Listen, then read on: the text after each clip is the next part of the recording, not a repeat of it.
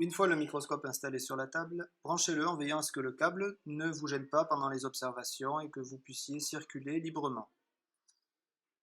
Vérifiez que le microscope est enclenché avec l'objectif rouge, c'est-à-dire le plus petit, qui grossit 4 fois ici. Allumez la lumière.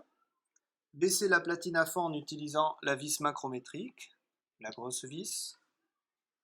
Placez la lame sur la platine, ouvrez le valet et faites glisser la lame jusqu'au coin supérieur droit de la platine afin de la bloquer avec le valet. Une fois bloquée, la lame pourra être manipulée en utilisant les molettes situées sur le côté droit de la platine pour faire bouger cette platine elle-même et le valet. Arrangez-vous pour que la lumière passe à travers l'objet à observer qui se trouve sur la lame.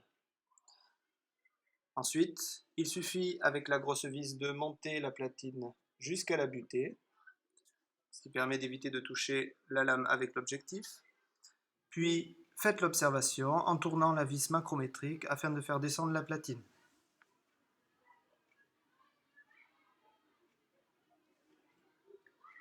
N'hésitez pas à utiliser les petites molettes pour centrer l'observation. La lumière pourra être réglée à l'aide de la petite languette située au niveau du diaphragme pour gérer l'intensité de la lumière. Une fois les réglages effectués, ne touchez plus à rien, passez directement au grossissement intermédiaire, ici le jaune qui grossit 10 fois, et vous utiliserez la vis micrométrique, la petite vis, afin de faire la netteté.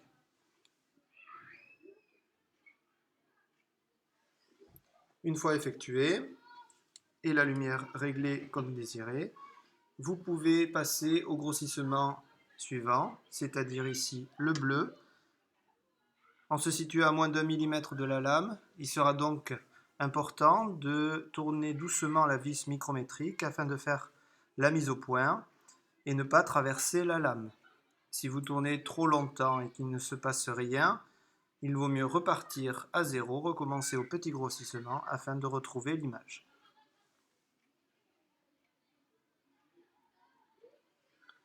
Une fois l'image obtenue, vous n'avez plus qu'à effectuer votre dessin d'observation ou une photo.